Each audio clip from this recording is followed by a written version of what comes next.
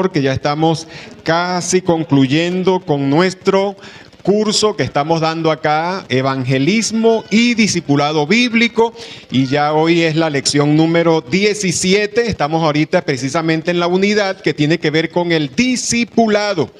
Y bueno, ya estamos, si Dios quiere, ya para el próximo domingo estaremos concluyendo con esta serie. Sin embargo, hermano, es mi deseo que usted, que ha sido un estudiante activo, que ha estado repasando quizás en los grupos celulares, que ha estado practicando, yo le animo, hermano, que tome todos esos videos y comience a repasar, a rebobinar, a tomar nota. Prepárese para evangelizar.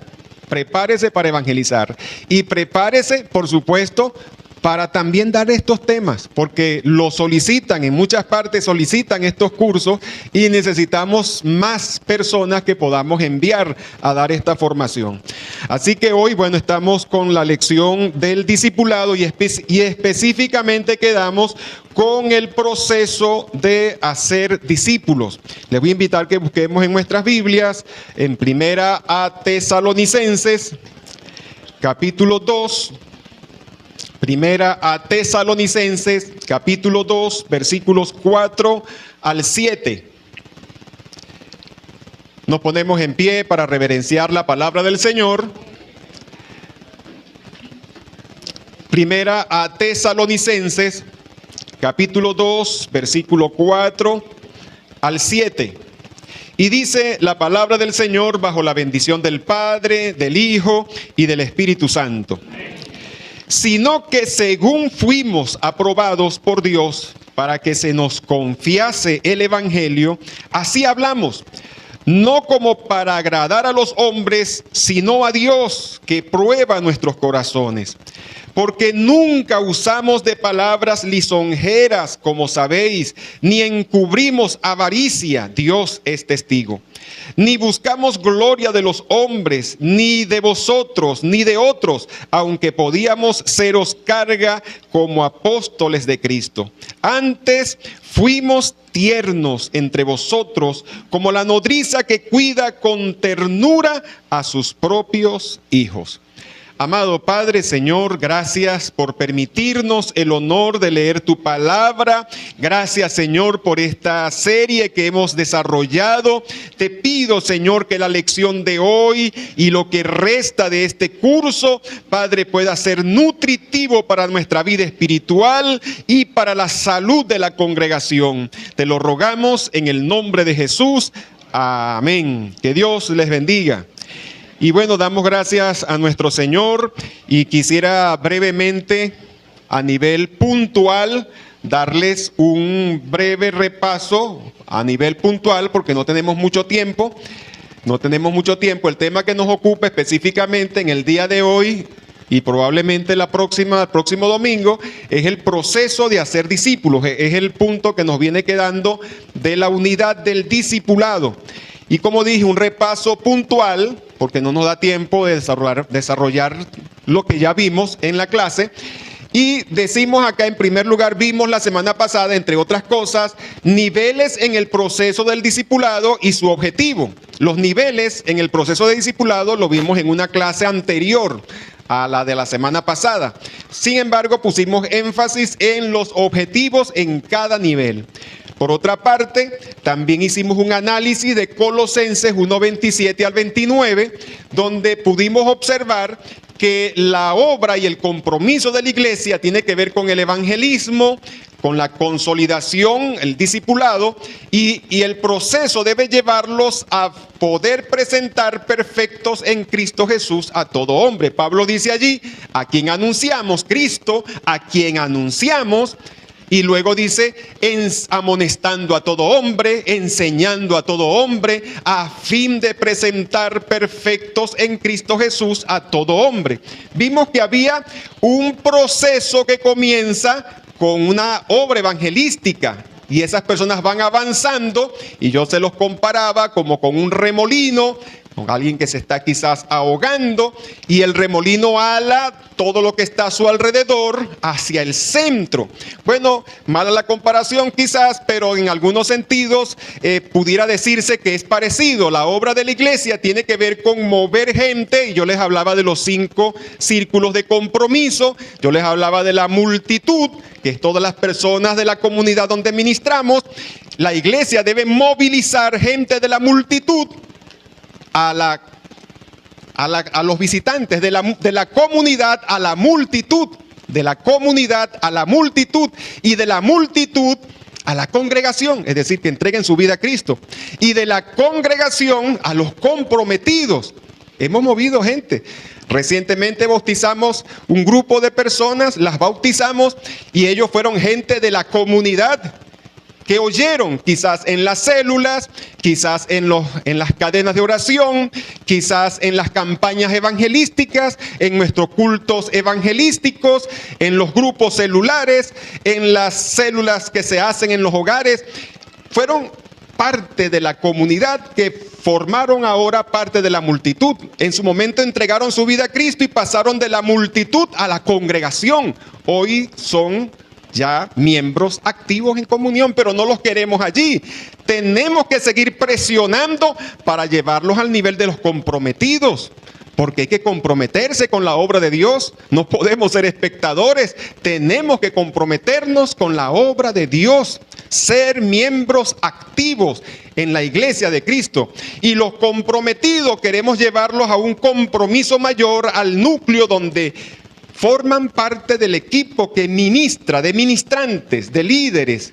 Y el texto en Colosenses, el análisis que hacíamos, dice que a fin de presentar perfectos en Cristo Jesús a todo hombre. Esa es la meta. Y el versículo 29, cuando lo analizábamos, dice que contamos con los recursos, que debemos esforzarnos, pero que contamos con los recursos que nos da Dios para hacer este trabajo.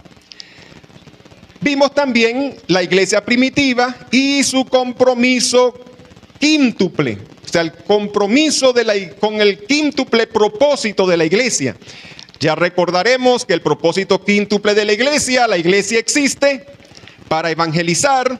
La iglesia existe en primer lugar para adorar, para ministrar, para evangelizar, para discipular y para tener comunión. Ese propósito quíntuple.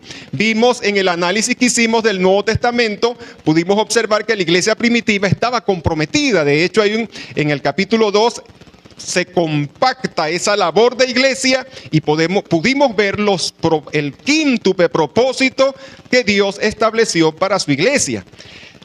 También vimos su crecimiento integral mediante el discipulado. Vimos que la iglesia primitiva, hermano, se comprometió con el discipulado y predicaba a Cristo grupalmente, predicaba a Cristo personalmente. Cada miembro asumía un compromiso con la gran comisión, con el discipulado, y pudimos observar que eso les dio un crecimiento integral, un crecimiento que no solo era numérico, un crecimiento que también tenía que ver con el conocimiento, con la vida piadosa, con el amor fraternal. No era un crecimiento meramente numérico. Nosotros no queremos crecer meramente numérico, en forma numérica, que claro que queremos crecer. Dios quiere que crezcamos, porque leemos en Timoteo, el cual quiere que todos los hombres vengan al conocimiento de la verdad. Dios quiere un crecimiento numérico, pero debe ser integral. La gente tiene que crecer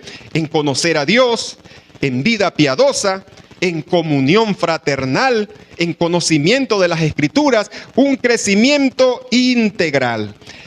Y vimos que la persecución que se dio en los días de la iglesia primitiva, luego de la muerte de Esteban, del mártir Esteban, pudimos observar de que ellos pasaron la prueba.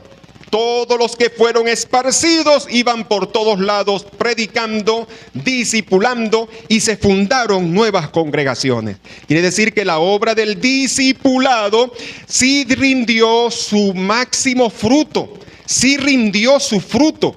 Y podemos ver que Jesucristo comenzó una obra que estaba destinada no solo a recorrer el planeta, sino también a lo largo y ancho de la historia humana. De manera, mis estimados, que nosotros tenemos que como iglesia comprometernos con el discipulado. Comprometernos con la gran comisión tiene que ver con evangelizar y discipular y todo lo que involucra ese trabajo. Y bueno, eso fue a grandes rasgos.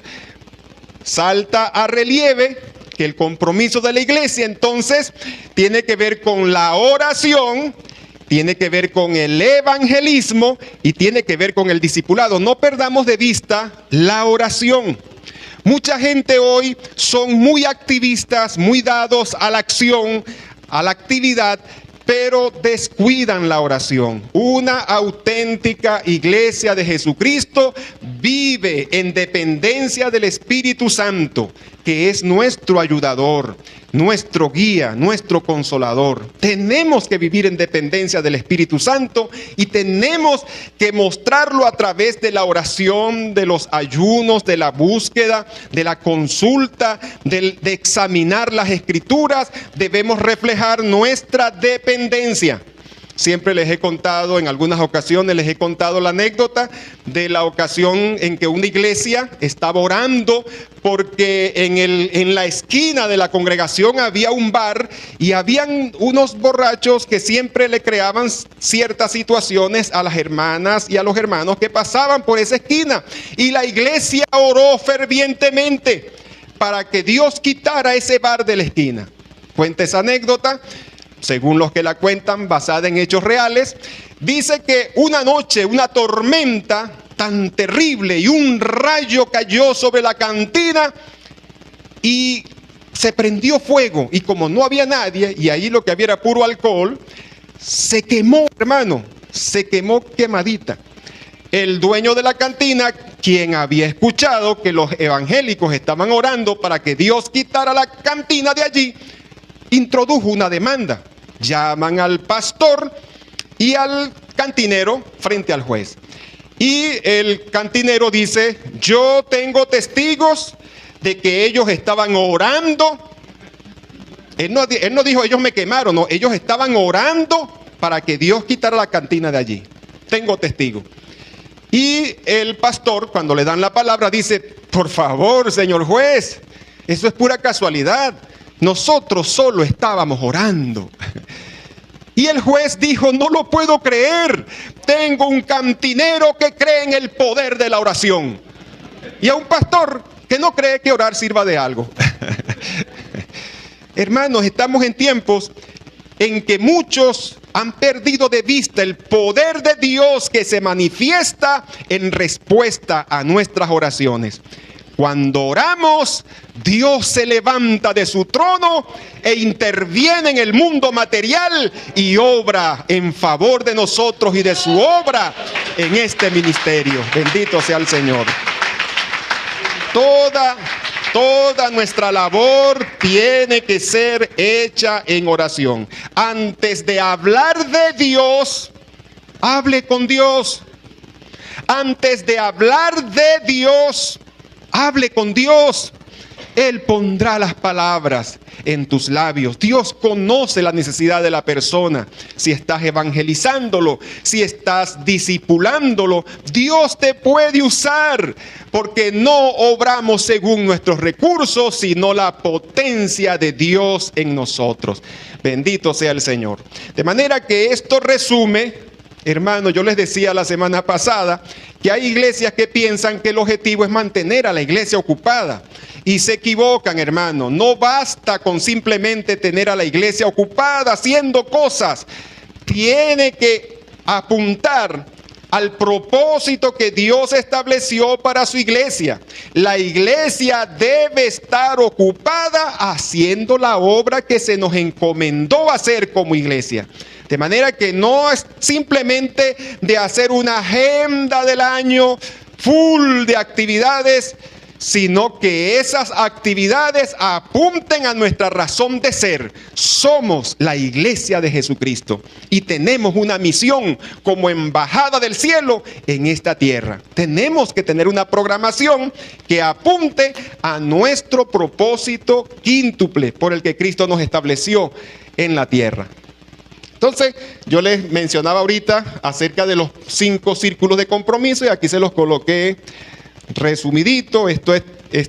Lo extraje del libro Una iglesia con propósito de Rick Warren. También hay otro libro anterior a ese de Una iglesia integral, el crecimiento integral de la iglesia, que también plantea esta información. Ese material es muy, pero muy enriquecedor, y esto nos habla de esos 5 círculos de compromiso: la comunidad, la multitud, la congregación, los comprometidos y el núcleo.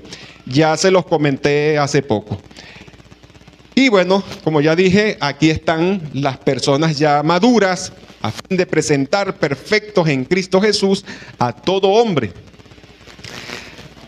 Entonces tenemos, y acabamos de leer un texto donde Pablo describe cuál fue su amor, su compromiso con los de Tesalónica y con todas las iglesias que ellos fundaron. Y realmente eso establece para nosotros un modelo, porque usted como discipulador, usted que está consolidando, hermano, Dios añade almas a la iglesia, el Espíritu Santo añade a la iglesia a los que han de ser salvos. Y tú debes estar feliz, más le vale que esté feliz, porque en el cielo hay fiesta cuando un pecador se arrepiente. Y en la iglesia tiene que haber fiesta cuando un pecador se arrepiente. Pero aunque estamos festejando que alguien se entregue a Cristo, no estamos conformes con esto. No es suficiente que alguien tenga un encuentro personal con Jesús y reciba la gracia de la salvación. Yo necesito consolidarlo y guiarlo en su crecimiento espiritual. Y es allí donde entra esa labor del discipulado. Y Pablo nos dice acá en este pasaje, dice, ¿saben también que a cada uno de ustedes los hemos tratado como trata un padre o una madre a sus propios hijos? Los hemos animado, consolado, exhortado a llevar una vida digna de Dios que los llama a su reino y a su gloria. Pablo dice en el texto que leímos acá en la versión Reina Valera, dice que como una nodriza que cuida de sus propios hijos, mientras que la nodriza normalmente cuida a los hijos de otra mujer, pero que ella tiene el entrenamiento para cuidar de niños. Sin embargo, ella dice que es una nodriza que tiene ese entrenamiento cuidando a otros niños, pero que cuida a sus propios hijos, lo que significa que estará muy, pero muy bien cuidado, porque tiene el entrenamiento. Y es lo que queremos darle con estos talleres de formación, darle el entrenamiento. Pero es usted quien debe cultivar esa ternura, ese amor paternal, ese amor maternal, cuidando de nuestros hermanos más tiernos en la fe. Y es importante que entendamos, hermanos, que esa es también la razón por la que muchas iglesias logran un crecimiento en un momento de su historia y luego declinan. La curva que ascendió en un momento de su historia vuelve a descender, porque no hubo un seguimiento, no hubo un discipulado, no hubo un cuidado. Las personas no se sintieron bienvenidas, no se sintieron amadas, no se sintieron protegidas, y eso, por supuesto, se convierte en una puerta trasera. Es decir, entran por la puerta del evangelismo, entran por la puerta de nuestras campañas evangelísticas, de nuestros grupos celulares. Hay una puerta frontal principal por donde entran, pero entonces por el descuido en el discipulado, en la consolidación, salen por una puerta trasera y se pierden los frutos. Y Dios nos pedirá cuenta por ello. Necesitamos, hermanos, como cristianos, entender que un nuevo creyente, mire cómo lo dice 1 Tesalonicenses 2:8. Pablo dice, tan grande es nuestro afecto por vosotros que hubiéramos querido entregaros no solo el evangelio de Dios, sino también nuestras propias vidas, porque habéis llegado a sernos muy queridos. Pablo dice, estaríamos dispuestos y los queremos tanto que queríamos entregarles no solo el evangelio de Dios, sino también nuestras propias vidas. Tú tienes que llegar a amar a tus hermanos nuevos creyentes tiernos en el Señor, quizás bautizados, pero también todavía tiernos en el Señor. Amarlos como una madre, como un padre que ve a su bebé y que lo ve creciendo, que lo ve desarrollándose, pero lo amas y debes estar dispuesto no solo a entregarle el evangelio, sino también sacrificarte tú por él, por ella, por su crecimiento, por su desarrollo. Dios quiere que de verdad nosotros amemos genuinamente a nuestros hermanos, pero en este caso en especial a nuestros hermanos nuevos creyentes.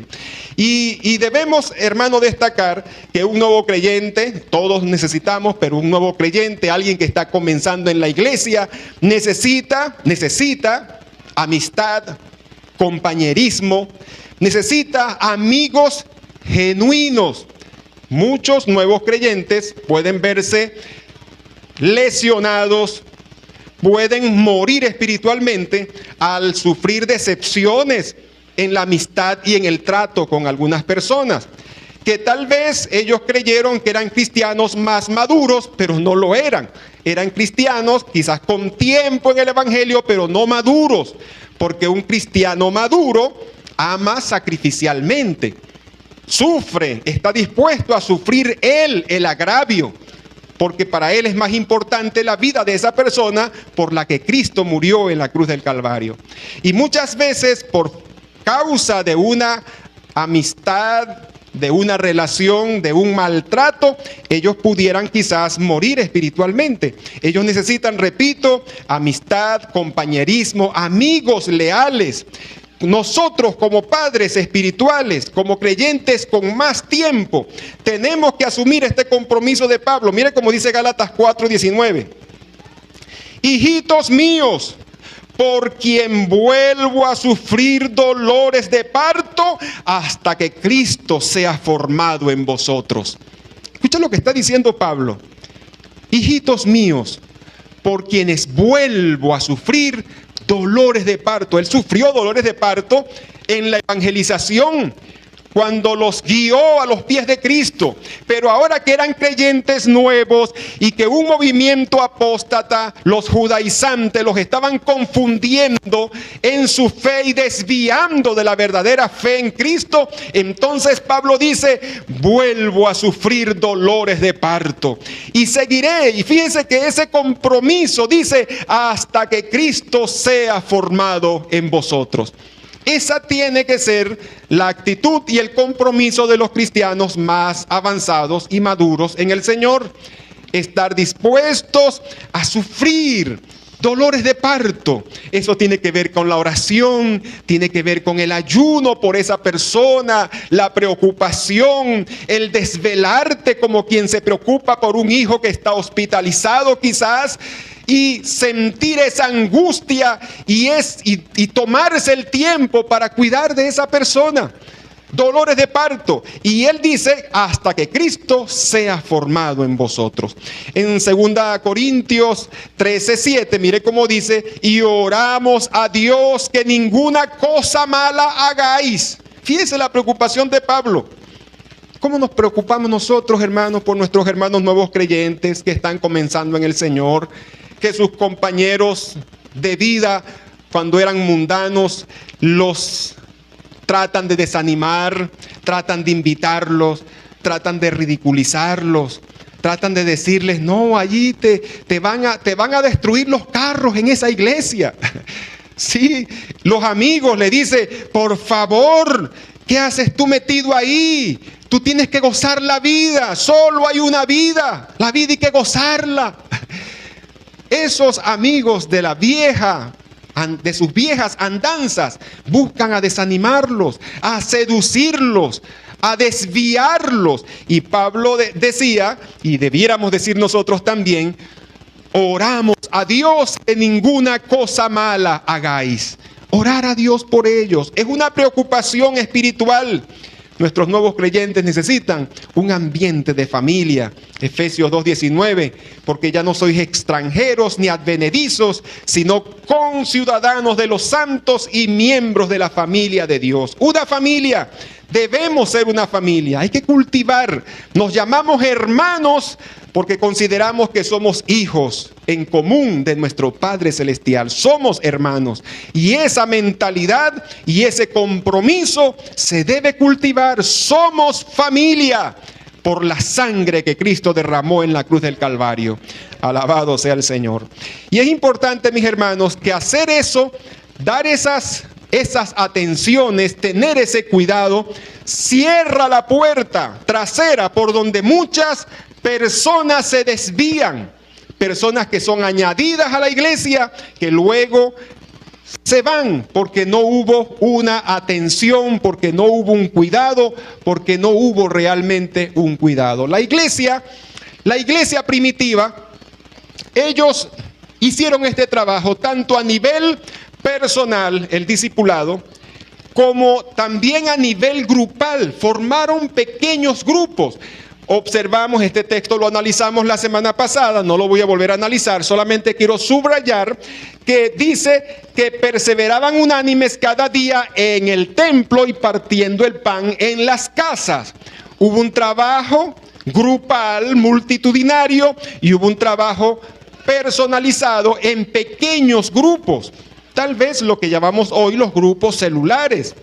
Es apuntando a ese objetivo. Textos como por ejemplo Hechos 5:42, y todos los días en el templo y por las casas no cesaban de enseñar y predicar a Jesucristo. En el templo y por las casas. 1 Corintios 16:19, vemos que las iglesias de Asia os saludan, Aquila y Priscila, con la iglesia que está en su casa, os saludan mucho en el Señor. O sea, la iglesia primitiva hizo un trabajo tanto a nivel multitudinario, como también nuestro Señor Jesucristo lo dio en su ejemplo ministerial. Observamos que Jesús ministraba a las multitudes, pero también le dedicaba tiempo personal a algunos individuos. Vemos que aquí en Mateo 4:17, desde entonces comenzó Jesús a predicar y a decir: arrepentíos, porque el reino de los cielos se ha acercado. Él predicó el evangelio y lo vemos predicando a multitudes, pero también lo vemos dedicándose a una persona. En Juan 4 vemos que él fue a Samaria, se quedó esperando en el pozo, esperando por una persona que iría al pozo a buscar agua. Él le dedicó tiempo a una persona. No era, a pesar de ser el Hijo de Dios y de estar enfrentando ministerialmente a multitudes, él se movió por una sola persona. Ese ejemplo nos lo dio nuestro maestro. Vemos a un Jesús que iba con la multitud, pero sabía que en el sicómoro había un hombre esperando que él pasara, y él se detuvo y le dijo: Zaqueo, desciende, hoy es necesario que pose yo en tu casa. Él le dedicó tiempo a personas individuales. Lo que quiero decir es que nuestro ministerio en la iglesia sí se proyecta a las multitudes, tal vez en una campaña evangelística, en unos cultos evangelísticos, pero también nos detenemos a ver personas. Abordamos este compromiso a nivel colectivo y a nivel individual. Cada persona de tú a tú en su trabajo, donde estudia, donde se desenvuelve, donde vive, hace el trabajo de evangelizar, de consolidar, de discipular. Pero también podemos formar pequeños grupos, o se forman pequeños grupos, que son en nuestro caso los grupos celulares, donde también cumplimos con esta obra de evangelizar y de discipular. Son muchos los pasajes que pudiéramos destacar. Tenemos aquí, dice en Mateo 5:2, y abriendo su boca les enseñaba diciendo, que vemos que ahí estaba hablándole a multitudes. Y son muchos los pasajes que pudiéramos examinar. Dice: ¿qué entendemos por discípulo? Todo cristiano, sin importar su edad o su juventud, su madurez o inmadurez, debe ser un discípulo, y todo discípulo debe convertirse en un hacedor de discípulos. Ya hemos explicado acerca de esa cadena que debe darse en el discipulado. Y quiero pasar a este pasaje, porque fíjense como dice este último texto, esta definición de qué es hacer discípulos. Es el desarrollo de una relación de amorosa y comprometida amistad en la que los discípulos de Jesús viajan juntos para crecer intencionalmente a la semejanza de Cristo en todas las áreas de su vida y a su vez discipular a otros. Es compañerismo, es acompañamiento. En los grupos celulares es más fácil, en una multitud de 200, 300, 500 personas, difícil, es imposible inclusive saludar personalmente a todos. Es demasiada gente para saludar. Habrá un pequeño grupo que podrá hacer ese trabajo con los más inmediatos que tiene. Sin embargo, en los grupos celulares, por ser pequeños grupos, es más fácil el poder saludarnos, el poder apoyarnos, el poder escucharnos, el poder tener ese calor humano de compañerismo. Y el propósito de ese compañerismo cristiano es la de intencionalmente educarnos a crecer en Jesús y a ser capacitados en la obra de Dios. El propósito macro es la que nos plantea Pablo en Romanos 8, 28 y 29. Dice, porque a los que antes conoció también los predestinó, dice versículo 29, para que fuesen hechos conforme a la imagen de su Hijo, para que Él sea el primogénito entre muchos hermanos. El propósito, a los que aman a Dios, todas las cosas les ayudan a bien. Y ese propósito, dice, a los que conforme a su propósito son llamados. Y ese propósito es que la imagen de Cristo sea plasmada en ti.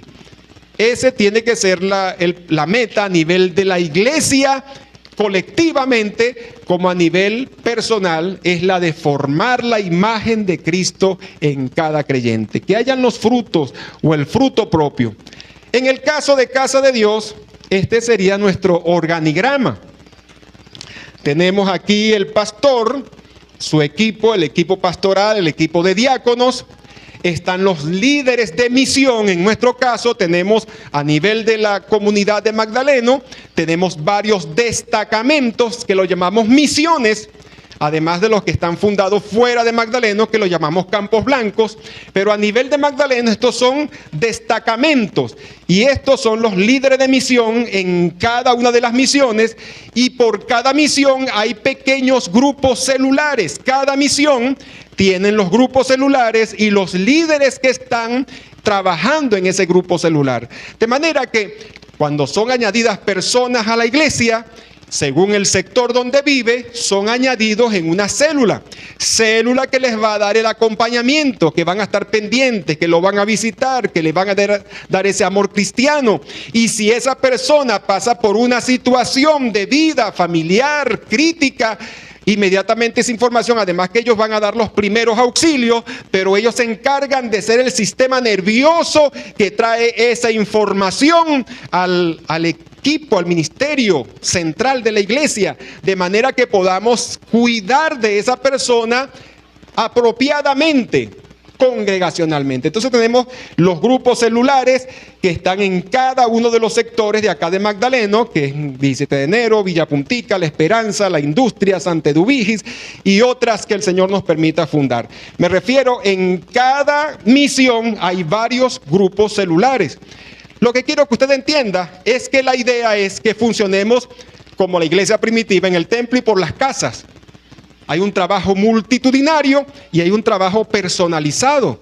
Y a nivel de la célula se asignan discipuladores. Tenemos 3, 4 nuevos creyentes en el grupo celular y entonces encargamos a la hermana tal que se encargue de la jovencita tal o de la hermana tal nueva creyente, siempre del mismo género, por supuesto. Y tenemos un nuevo creyente y le asignamos al hermano tal, buscando siempre que haya ese cuidado personalizado. Esas personas que son asignadas pueden visitarle, pueden ayudarle, pueden acompañarle, y hay un toque personal que lo recibe tanto a nivel del grupo celular como del integrante que fue asignado para discipularlo, para cuidar de él. Esperamos, hermano, que todos estemos dispuestos a asumir la misma actitud de Pablo, que como la nodriza que cuida a sus propios hijos, estemos dispuestos a entregarles no solo el evangelio, sino también nuestras propias vidas. Alabado sea el Señor. Ese debe ser, y hermano, créame, no necesita mucho conocimiento. Sí queremos darle conocimiento y sí debes preocuparte, pero el amor, mi hermano, el amor cristiano, es un lenguaje que todos entendemos. Cuando tú sientes que alguien se preocupa por ti, que alguien se interesa por ti, que alguien sacrifica por ti, ese lenguaje, hermano, habla más fuerte que cualquier conocimiento. Sí necesitamos conocimiento, claro que sí, pero mi hermano, nada puede reemplazar el amor. Hoy en la mañana en el devocional o en el mensaje de reflexión a la familia, nuestra hermana hablaba de un amor incondicional que se debe dar en la familia. Porque hay mucha gente que dice, te amo sí, eso es un amor condicional.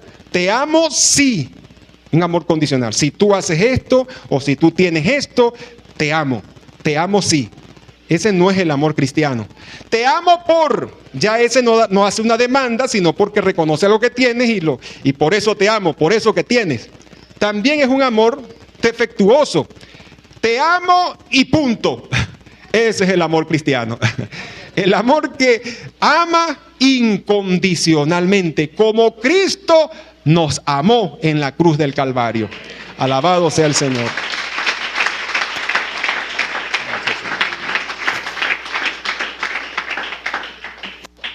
Tenemos entonces, yo les decía, de un crecimiento integral y me refería a esto. Cuando hablamos de un crecimiento integral, hablamos de crecer en amor a través del compañerismo, crecer en profundidad a través del discipulado. Discipulado que damos tanto a nivel colectivo, como este que estamos dando acá, como el que damos también a nivel celular o a nivel personal con un discípulo. Crecemos en profundidad, crecemos en fuerza a través de la adoración, crecemos en amplitud a través del ministerio. Acuérdense que el propósito quíntuple, la iglesia existe para adorar, para ministrar, para evangelizar, para discipular y para tener comunión, ser una familia. Entonces crecemos en amplitud a través del ministerio, ministrar a otros. Y crecemos en tamaño a través del evangelismo. ¿Cómo creerán, dice Pablo en Romanos 10, si no hay quien les predique? ¿Y cómo predicarán si no fueren enviados? Bueno, nuestro caso es que ya fuimos enviados. La comisión se nos ha dado, se nos ha impuesto necesidad, dice Pablo en 1 Corintios 9, 16, 17. Y se nos ha enviado también a nivel local. La iglesia envía. Nos desafía, nos equipa y nos envía. De manera que es cuestión de obediencia. Y por supuesto, se trata de un proceso de crecimiento donde tenemos claras nuestras metas. Sabemos, por ejemplo, a nivel congregacional, a nivel celular, sabemos que una planeación, una ejecución, un repetir, es decir, porque se trata de una constante, un trabajo constante que se repite y seguir haciendo hasta llegar a la meta. Es decir, no estamos buscando resultados instantáneos, sino que estamos claros en nuestras metas, planificamos a nivel de célula, a nivel de iglesia, a nivel de dependencia, a nivel de misiones. Planificamos en función de las metas y luego esa planificación la convertimos en acción, acción que repetimos y seguimos repitiendo hasta llegar a la meta. Es un trabajo, dice que el labrador para cosechar el fruto debe trabajar primero.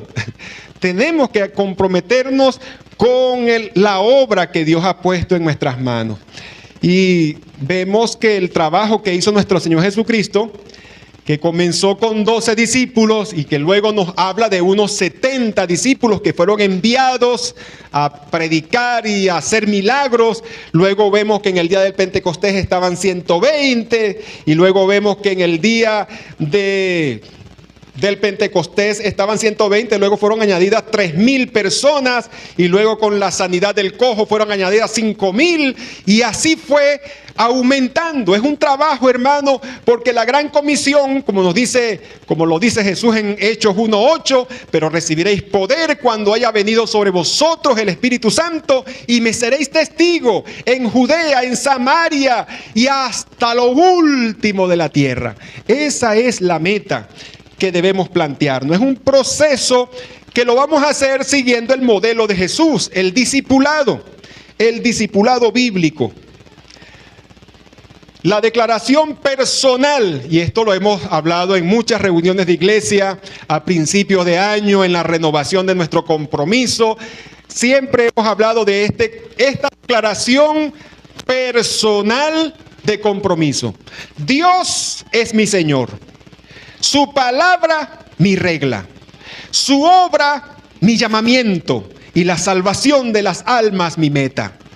Esa es, hermano, el compromiso personal que todos tenemos que asumir. Si cada integrante del grupo celular tiene esta meta personal, definitivamente ese grupo celular va a ser historia. Si en cada misión todos sus integrantes tienen este compromiso personal, esa misión, hermano, va a impactar su comunidad.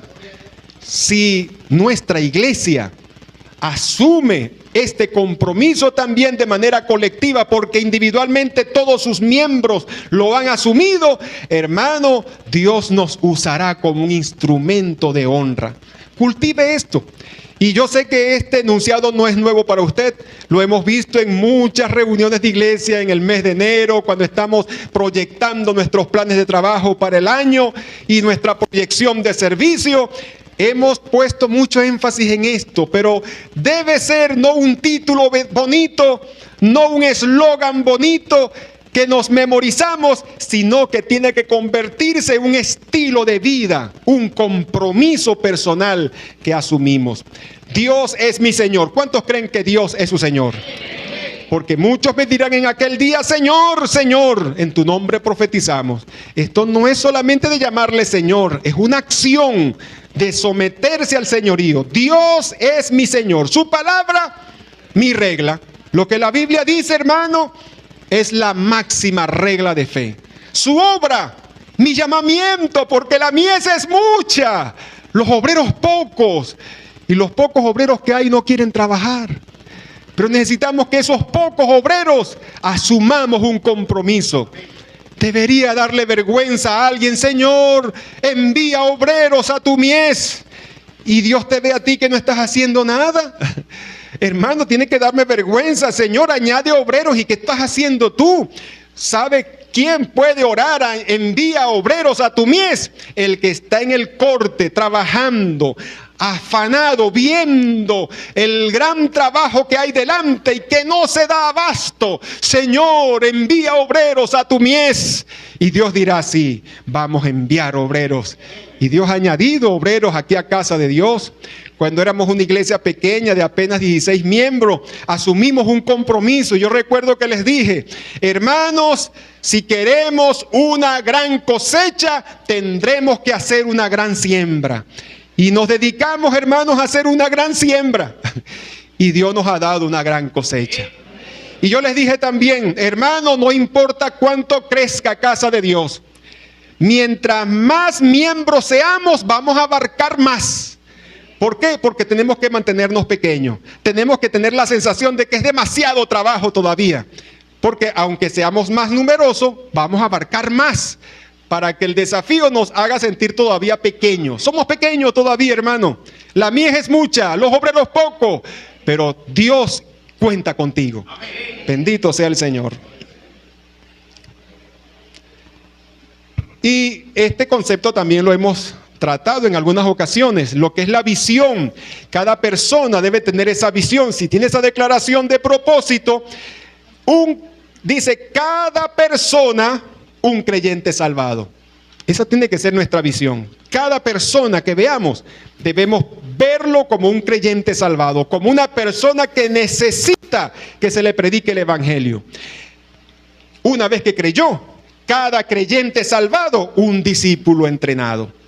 A ese creyente salvado lo consolidamos, lo discipulamos, lo llevamos en niveles de crecimiento, porque necesitamos un discípulo entrenado que ahora está a mi lado trabajando conmigo para hacer la obra del Señor. Y cada discípulo entrenado, un obrero activo, diligente y dinámico. Esa debe ser nuestra visión.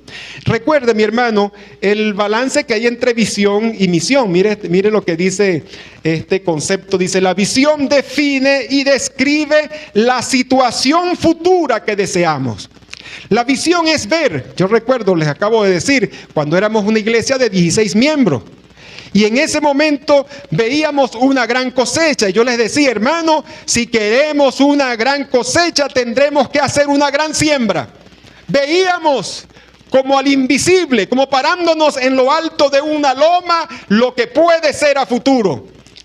No veía tan nítidamente las 5 misiones y los campos blancos que tenemos y todo el equipo de líderes que está trabajando. No lo veíamos, pero sí teníamos una idea de lo que queríamos lograr a futuro. Eso es la visión. Define y describe lo que queremos alcanzar a futuro. Mire cómo lo tenemos acá en esta otra que les preparé para que pueda ver el contraste. Mientras que la misión es saber cuál es la tarea que debemos realizar. ¿Cuál es la tarea? Nuestra gran comisión. ¿Cuál es la tarea? El propósito quíntuple. Esa es la tarea. Toda iglesia que sea una iglesia auténtica de Jesucristo, entre otras cosas, va a asumir un compromiso con esa misión quíntuple. Esa es la tarea. Una iglesia auténtica de Jesucristo está comprometida con instruir a los creyentes en el conocimiento de las Escrituras, amonestar a los creyentes para que practiquen la palabra del Señor y disciplinar a aquellos que no practican y que no se someten al señorío de Cristo. Pero hablando de la misión, estamos hablando de la gran comisión, del propósito quíntuple. Ahora, cuando hablamos de la visión, hermano, eso puede variar con toda iglesia. No toda iglesia puede tener la misma visión de trabajo. La misión es la misma para todas las iglesias. Pero hay iglesias que tienen ciertos recursos, ciertas habilidades, cierto poder económico también, tecnológico también, y pudieran proyectarse, poder definir una visión que tenga que ver con las redes tal vez, con los medios de comunicación, programa radial, programa televisivo, una proyección. O sea, cada iglesia tiene una realidad de recursos humanos y materiales que le van a poder permitir definir su visión de trabajo. Nosotros capacitamos a los creyentes y los enviamos a las otras iglesias y los enviamos a otros espacios, y eso es una visión de trabajo, porque mientras ellos hacen el trabajo, crecen y forman a otros. Entonces, la visión es determinar la forma en que nosotros como congregación realizaremos nuestra misión. Espero que le haya quedado claro, porque estos conceptos no es primera vez que los planteamos acá. Usted los ha escuchado muchas veces. Una iglesia saludable que crece integralmente, dice, lo que nos permite tener una célula, hablando ya a nivel celular, saludable y exitosa, es tener todos la misma visión, todos la misma misión y todos en el mismo propósito. Sí, es un trabajo de equipo. Recuerde lo que les he explicado en otras ocasiones del trabajo en equipo, que se produce una sinergia. Y se dice que en la sinergia las fuerzas combinadas no se suman, se multiplican. De manera que podemos ver una proyección de crecimiento, una sinergia en nuestro crecimiento. Y es una de las cosas que queremos cuando damos estos talleres, estas conferencias, es la de producir una claridad en la misión y unificar una visión que todos podamos ver y trabajar con un mismo propósito. Se dice que un pensamiento, un filósofo griego, Séneca, decía, para el que no sabe a dónde va, cualquier viento le es favorable. Para el que no sabe, si una persona está navegando y no sabe para dónde va, no tiene ningún rumbo claro, definido, si el viento sopla en esa dirección, es bueno. Si cambia el viento, también es bueno, porque es que no va para ninguna parte. Pero si usted sabe para dónde va y el viento, las circunstancias lo empujan en esa dirección, gloria a Dios, porque hacia allá es que voy. Pero cuando los vientos cambian, entonces tú ajustas tus velas y luchas en el timón, porque no es para donde soplen las circunstancias, sino tengo claro mi meta, mi misión, mi visión. Bríndele ese aplauso a nuestro Señor.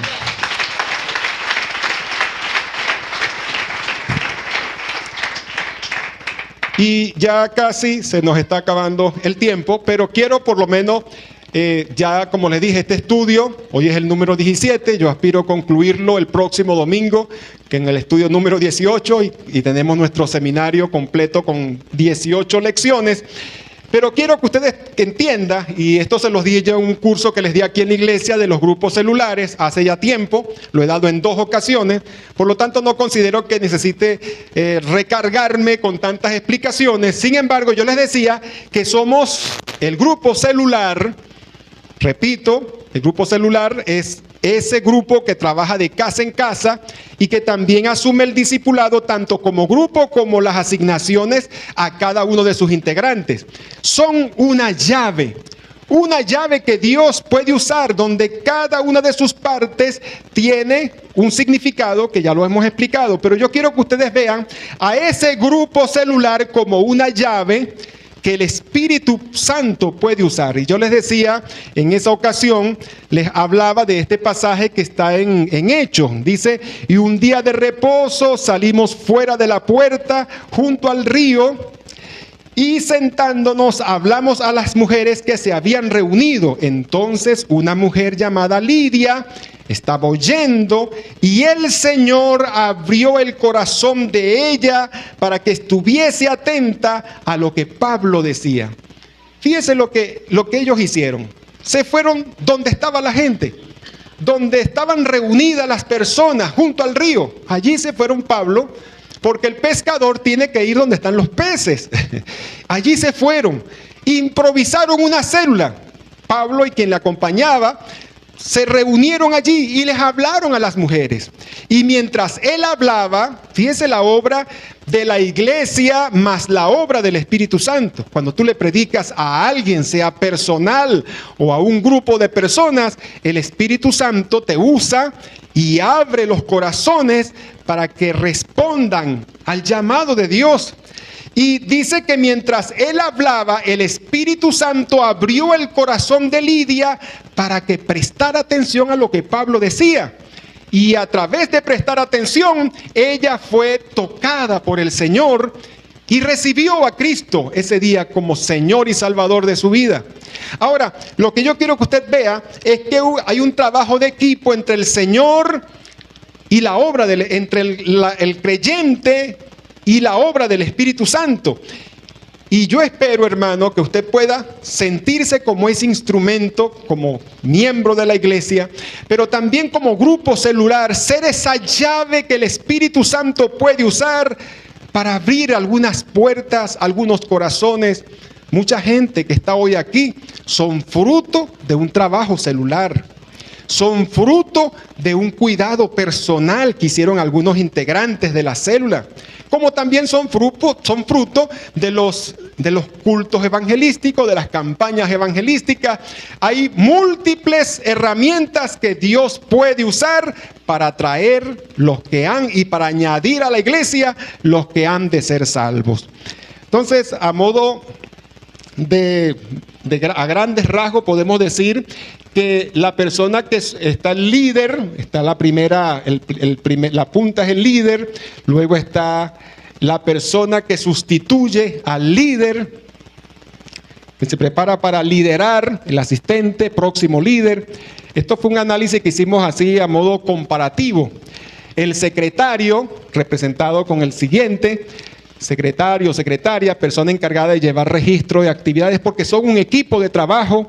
Repito, este material ya lo hemos dado como líder en cuanto a los grupos celulares. Solamente estoy haciendo referencia a ello para refrescar la información y para conectarlo con el trabajo del discipulado, que lo hacemos personal y colectivamente.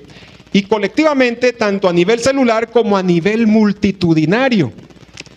Tenemos también el otro grupo, que es todas las personas que asisten. O sea, de manera que tenemos todos los miembros, los integrantes, los líderes, todos forman un equipo de trabajo que funcionan con metas claramente definidas, que apuntan a propósitos claramente establecidos.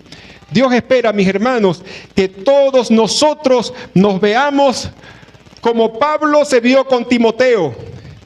Y fíjese que el mismo Timoteo fue fruto de un cuidado de discipulado que su madre y su abuela desarrollaron, impactaron en la vida de Timoteo. Timoteo tuvo un discipulado a nivel familiar y tuvo un discipulado a través de Pablo.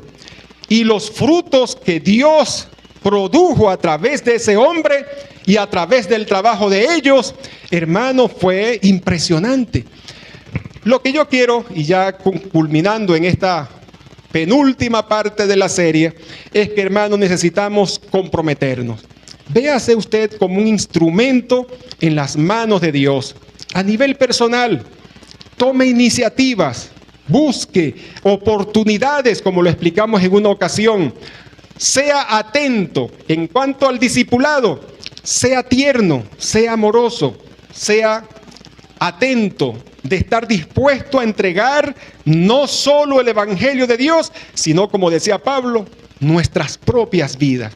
Con esa actitud, mis hermanos, yo estoy seguro que el Espíritu Santo puede usar a nuestra iglesia para impactar a nuestra comunidad. ¿Qué pasaría, hermano? Les decía yo hipotéticamente la semana pasada. ¿Qué pasaría? Hermano, eran 120 los que estaban en el Pentecostés. 120. Y en ese día se entregaron 3,000.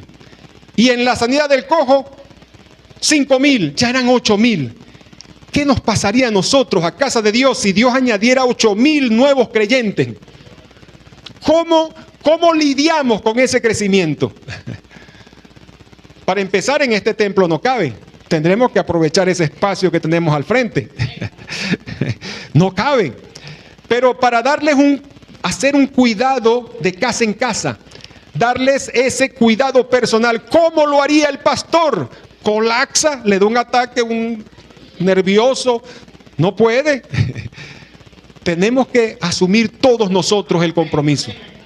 Tenemos que ser obreros, activos y comprometidos con la obra del Señor. Que Dios me los bendiga. Amado Padre Celestial, en el nombre de Cristo Jesús, te doy las gracias por permitirme el honor, Señor, de leer tu palabra, de